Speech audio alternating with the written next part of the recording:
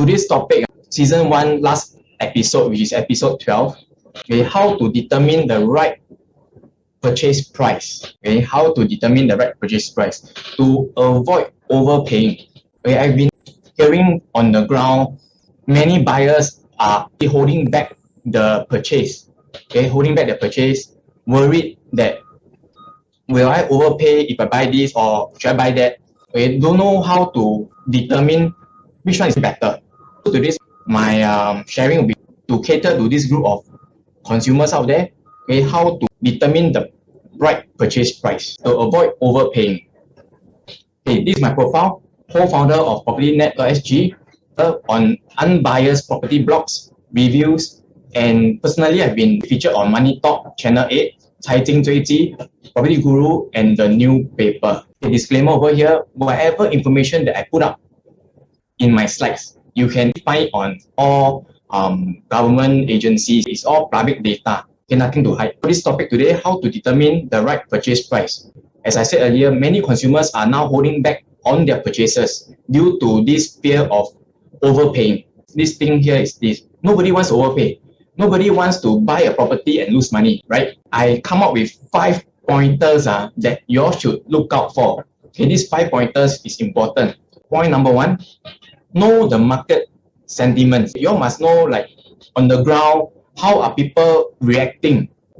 Are people still buying as crazily? Are people still holding back, not doing any purchase? So we must really know what is happening on the ground.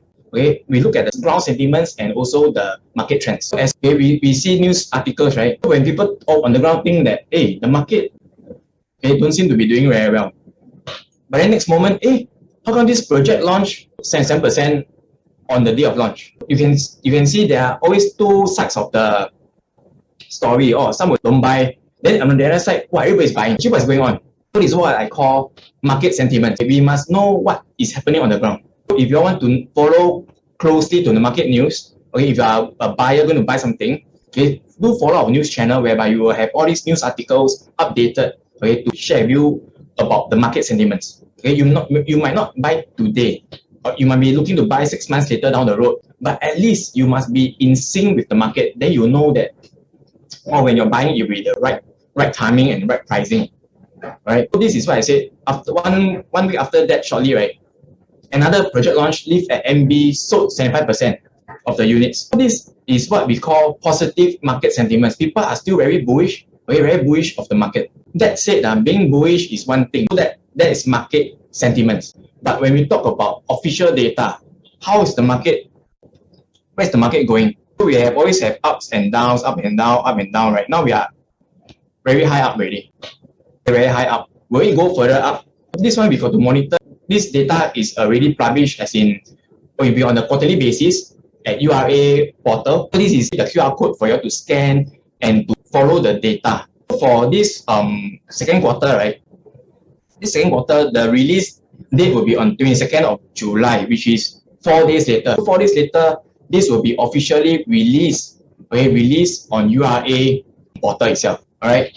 And this one, I got it from PropNext research. PropNext also doing a lot of consumer seminars out there. If you're buying something today, always attend seminars. There are a lot of major agencies out there giving their consumer talks, consumer seminars. With a few data points here and there, you can determine roughly the pricing point that is reasonable to enter today. Let's say if you look at this period, right?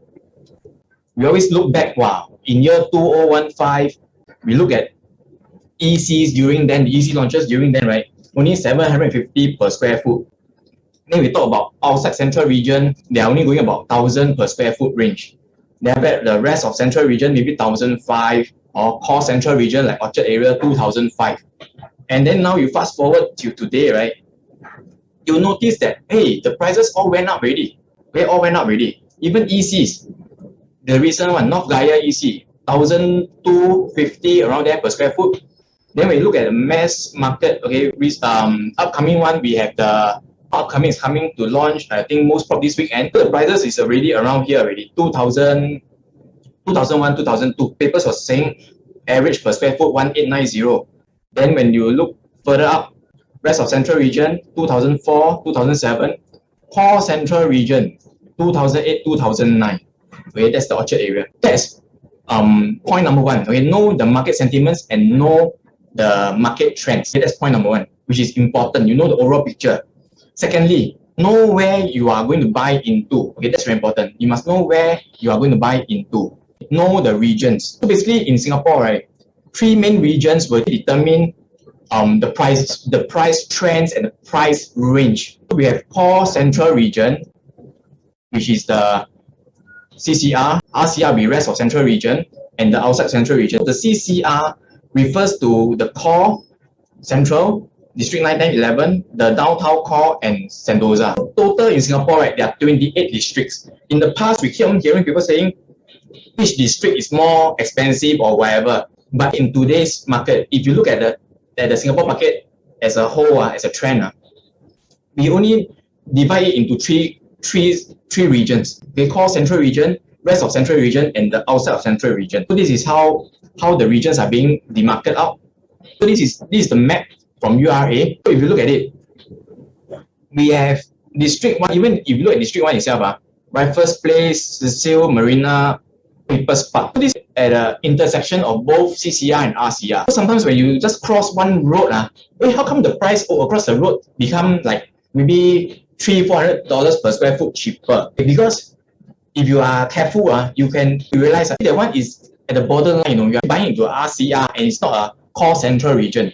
But people who don't know, right, they'll think that they got a good offer. This is something that is very important. We need to know what we are paying for, and then is it worthwhile to pay for something like that. So this is the region that we must be very sensitive with certain regions. That's why when you look at it, right, core central region, why people go for 9, 10, 11 districts? Because these are the more clear-cut districts whereby it wouldn't be a half-half sort of scenario. So you'll be very certain that you're buying in a core central region in the 9, 10, and 11. And then, of course, the rest of central region, you have all this. So if you look at it, even like District 20, there's this Bishan, Ang-Mo-Kio, this region. So if you see, how come this price point is maybe 1,004, 1,005, then you cross the road, become 1,007, 1,008. So this is the RCR and the OCR range. So just got to be very, very careful. And of course, the outside of central regions means those outside, those outside here, outside already. So these are the areas. So when we know all these regions, you can be very clear, very certain how much I'm willing to pay for this particular plot or this particular property, okay, based on the region. Point number 3, know the pipeline supply, because this is very important. We always talk about demand and supply. If the demand is there, okay, as of now, we all know that there's a demand, there's a real demand, okay? You need to know whether is there oversupply in a particular region or not. Okay, because as I shared earlier, we have core central, we have rest of central region, we have outside central region. So we need to see the supply that's coming in. Is a particular region oversupply? By doing this check, right, also from URA, you can check this pipeline supply. Okay, you can scan the QR code and it will bring you to this page that you can see on my screen here. Even download the statistics, right, you will see this chart here. So it states the expected year of completion. In the chart, it shows this expected year of completion. So you can look at it in 2023, right? Okay, there'll be, quite a high. There's a good supply coming in already. I bet the supply drop again. So if you ask yourself, buy a property, how long will it take to build? So if I buy in 2022, let's say build need 4 years, right? Most prop, it will only top up here. So if you buy today and it's only to be top up, the property will be top up here, right? Isn't it buying today is a safer timing?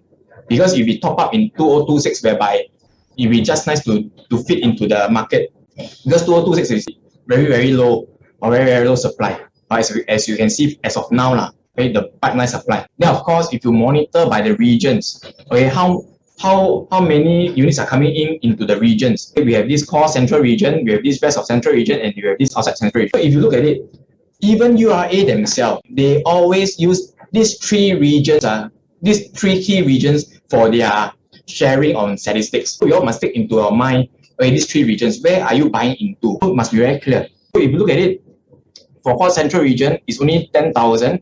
Rest of central region, we have 19,000.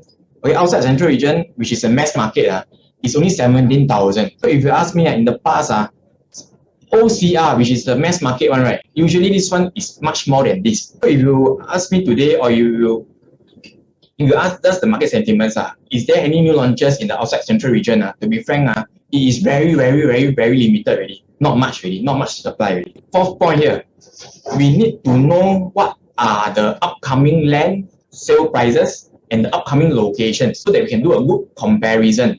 Okay, whether to wait for the future launches or whether we should buy in today. Okay, it's all based on this thing. Okay, if you can monitor the land sales prices and locations, okay, let's say if you have this tool with you, for this one need to have subscription. If you don't have it, then you just follow the market news, the government sales. Usually there's this newspaper article that will be published out, where you just follow the newspaper article. They will say that, oh, this one will be the land per plot ratio will be this price. There's always a calculation that you just need to work it out. Okay, usually for easy calculation, people just add 1,000 per square foot on top of the price there. Then that will be roughly the break even really. So that's how people actually monitor the market. So if you have this tool with you, right, you can look at the prices. So if you look at the location, this is Pine Grove, break even price 2,000.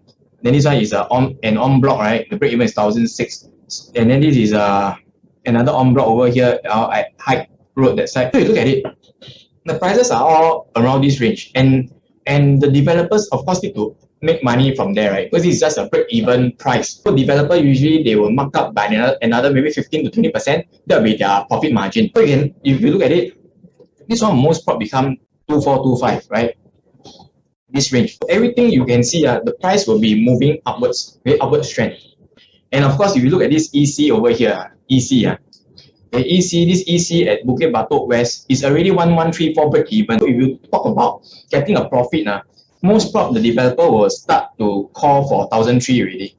If EC is going to be at 1,003 at Bukit Batok, right? I mean, where are other places that you think will be lower than this? You ask yourself. EC's already set the benchmark, bottom benchmark already. Last point here, very important. Know the price gaps. We know the price gaps. Many times, I already share, I think in my episode 5, I did share about these price gaps to watch. We need to compare, we need to know freehold versus leasehold, what is the price gap, and the new launch versus resale, what is the price gap. Okay? Because these two, to be frank, the key indicators, what price you should go in for, what price you are willing to pay to go in. So let's say, now I'm looking at this trend, leasehold versus freehold, means 99 years versus freehold. I pull a 25 years trend. Okay, if you look at it, all the way to the past in 1995, whereby they have this data already available, till year, this one is 2021. I got it the whole full year. So it's also 22% gap. You can see very clearly for freehold and leasehold, okay, the gap is about 20%. Okay, it's about 20% thereabouts. So if you can find, let's say if you can, okay, if there's a new launch, there's two new launches side by side, one freehold, 199.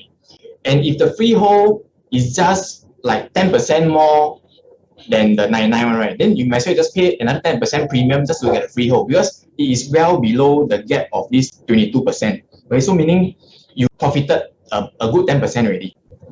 Then between a new launch versus resale, okay, new launch versus resale, I also put 25 years trend. So in the past, new launch versus resale, the gap is very, very close. Okay, if you look at in the past, the new launch and resale all very, very close.